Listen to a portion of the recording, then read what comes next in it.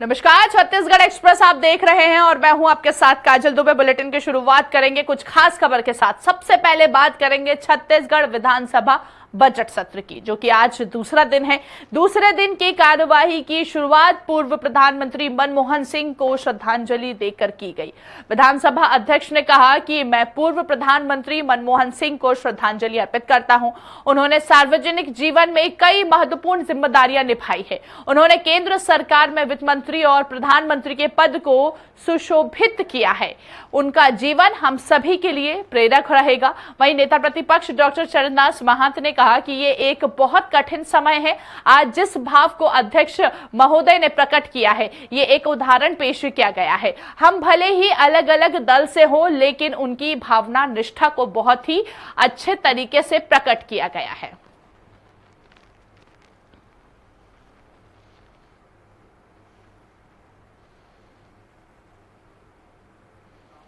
ज्यादा बातचीत करेंगे, दिलीप का रुख करेंगे सहयोगी। अधिक जानकारी के लिए हमारे साथ लाइव जुड़ चुके हैं दिलीप। बजट सत्र का आज दूसरा दिन, पूर्व प्रधानमंत्री मनमोहन सिंह को श्रद्धांजलि यहां पर दी गई, और क्या कुछ आज बजट सत्र में देखने को मिल सकता है? जी बिल्कुल काजल, बजट सत्र का आज दूसरा दिन है। शुरुआत क्योंकि पूर्व प्रधानमंत्री डॉक्टर मनमोहन सिंह के निधन को लेकर उन्हें श्रद्धांजलि दी गई। उसके बाद फिर प्रश्नकाल में विभिन्न मुद्दों के माध्यम से सरकार के मंत्रियों को घेरने का प्रयास सत्ता पक्ष और विपक्ष के दोनों की तरफ से विधायकों ने किया। इसके साथ ही साथ ध्यानाकर्षण में मुख्य रूप से जो मुद्दा उठा वो बिलासपुर जिले के लौफंदी में जो चुनाव के दरमियान जहरीली शराब पीने से जो मौत हुई थी, उसको लेकर उठा था। और अभी हम सीधे लेके चलते हैं जो नेता प्रतिपक्ष है चरणदास महंत, वे इस मामले को लेकर जवाब दे रहे हैं उनसे। अपने बिलासपुर जिले के लोफंदी ग्राम में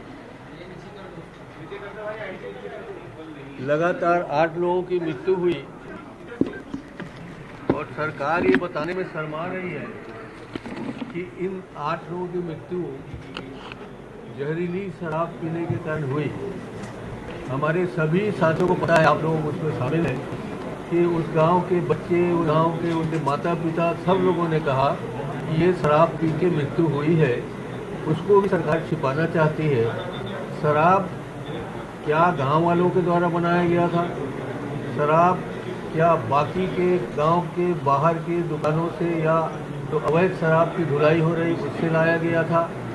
या शराब की दुकान में बिकने वाली 2 नंबर के शराब का उपयोग होने के कारण लोग मरे थे?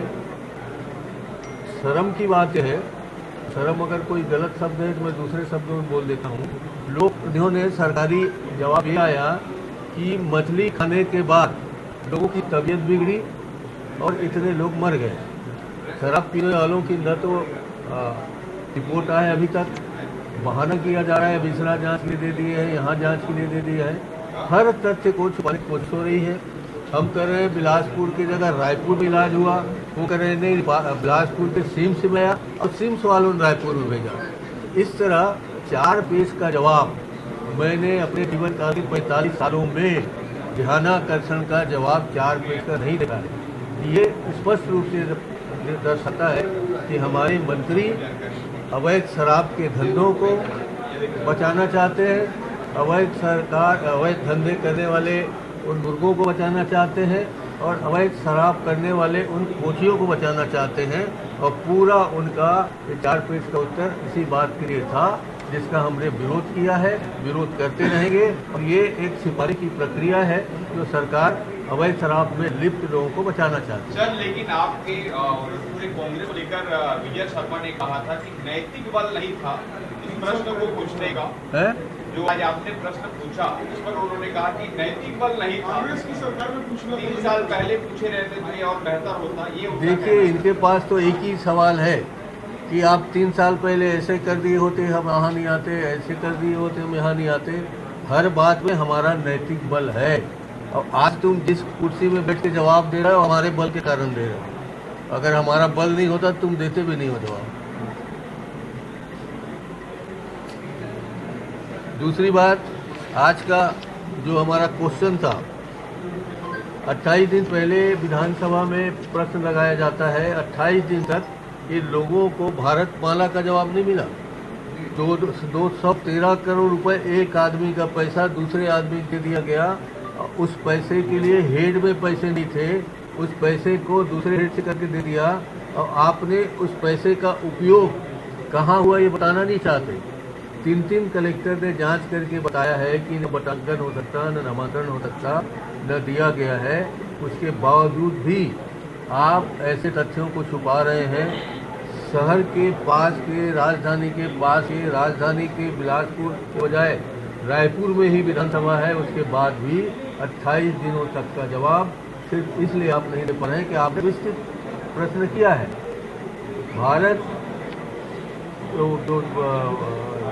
भारत माला जो सड़क है वो रायपुर जिले में, रायगढ़ जिले में, बिलासपुर जिले में सभी जगह से गुजर रही है। आपने उसमें ऐसे गलत लोगों के नाम शामिल किए हैं। सरकारी ज़मीन में भी आपने मुआवजा प्रकरण निर्धारित किया है। 1 एकड़ ज़मीन को 20 टुकड़ों में, 40 टुकड़ों में बांट करके आपने मुआवजा निर्धारण किया है। हम इसी बात को जानना चाहते हैं कि वो मुआवजा किसको दिया है। हम आप पे आरोप नहीं लगा रहे हैं, आपका पटवारी हो सकता है, तहसीलदार हो सकता है, कलेक्टर हो सकता है। मुआवजा का भुगतान आपने गलत ढंग से किसको दिया है ये बता दें, हमने इसीलिए प्रश्न लगाया था। सर ये राजीव भवन में ईडी की टीम पहुंची हुई है अभी। राजीव भवन में सर कैसे देंगे सबसे पहले कि आपके नेताओं पे, आपके सरकार के जो अधिकारी हैं वो निर्यातन है, इसको कैसे देखें? देखिए अभी तो हम देखा नहीं, हमें पता नहीं है। आपने अभी बता के चौंका दिया है। हम जाते हैं राजीव भवन होते हुए कि किन पर किस तरह के छापे पड़ रहे हैं। जो हो रहा है देख रहे हैं आप, साल भर के छापा ही छापा पड़ रहा है। ईडी के छापे पड़ते हैं, आप उनको जेल में डाल देते हैं, जेल में पड़े रहते हैं वो, और बाद में देवेंद्र यादव की तरह छूट के आ जाते हैं, चाहे आप 3 महीने कर लो, चाहे 7 महीने कर लो, मगर आप उसके खिलाफ कुछ साबित ही नहीं कर पा रहे। ये हमारे लिए दुख की विषय है।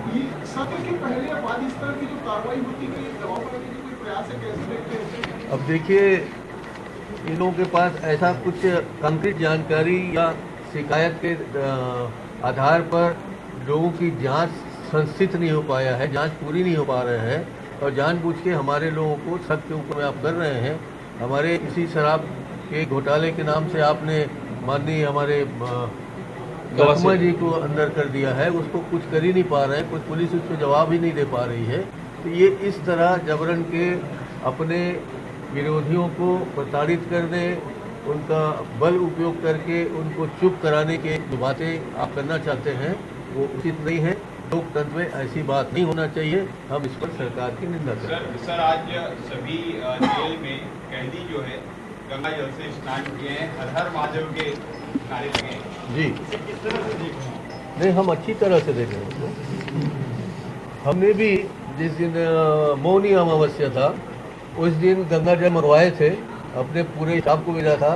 25 लीटर गंगा जल मंगवाए थे और उस गंगा जल को हमने अपने नहाने के बाल्टी में डाल के उससे नहा लिया, तो हमारा पाप तो ही धुल गया। इसी तरह से हमारे रिश्तेदार मित्र सबको भी गंगा जल से नहलवा चुके हैं। तो जैसे हमारा पाप धुल गया गंगा नहाने से, आपका पाप धुल गया गंगा जाने से, तो पापियों का जो जेल में भर्ती रजिस्टर्ड पापी, उनका पाप अब धुल गया है, तो उनको छोड़ने की व्यवस्था की जाए, ये मेरा मानना है। ठीक है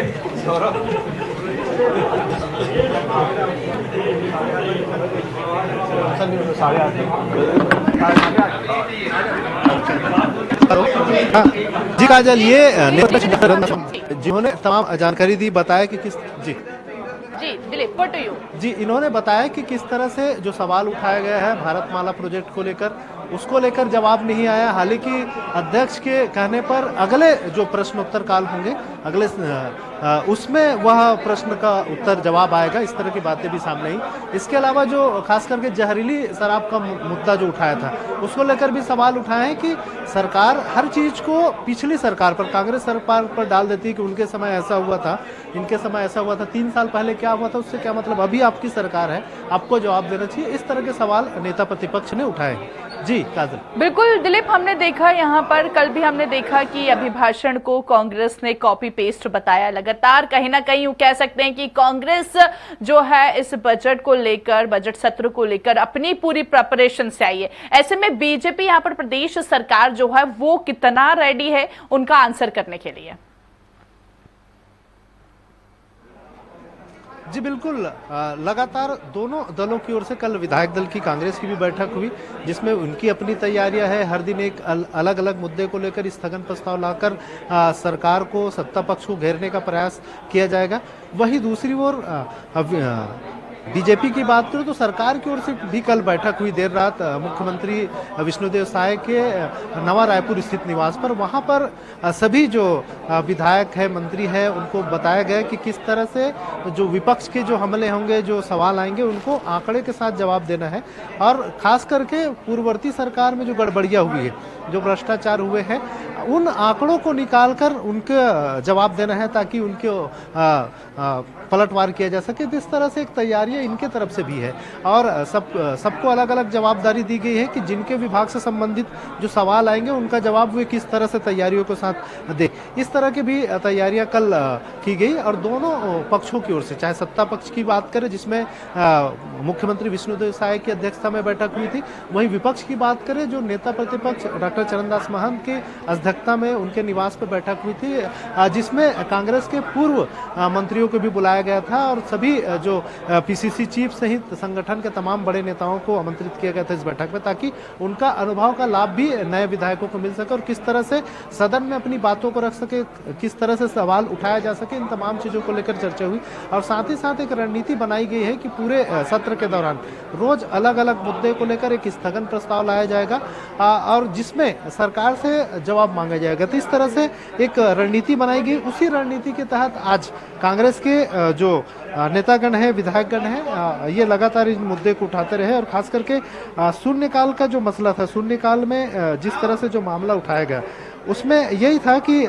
जो लगातार शराब पीने की वजह से जो मामला आया था, उसके अलावा एक और मामला जो मुख्य रूप से मुद्दा बना इनका, उसकी बात भी करें तो जो अघोषित बिजली कटौती है, इसको लेकर एक मुद्दा बनाया शून्यकाल में। उनका कहना है कि किसान क्योंकि अभी रबी का फसल लगाते हैं और बहुत जगह प्रदेश में जहां सिंचाई की, नहर से सिंचाई का साधन व्यवस्था नहीं है, वहां पर किसान हैंडपंप के माध्यम से ही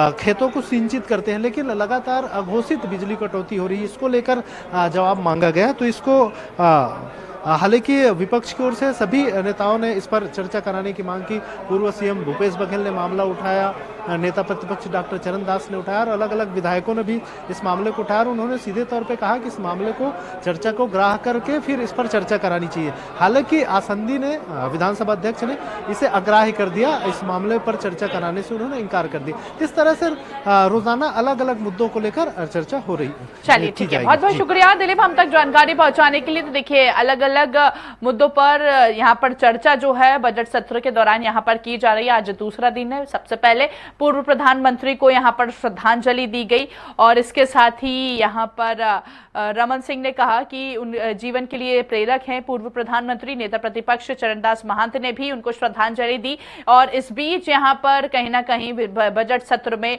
अलग अलग मुद्दे जो है वो गूंजते हुए नजर आए। ऐसे में पक्ष और विपक्ष कहीं ना कहीं यूं कह सकते हैं कि अपनी पूरी तैयारी के साथ इस सत्र में पहुंचे।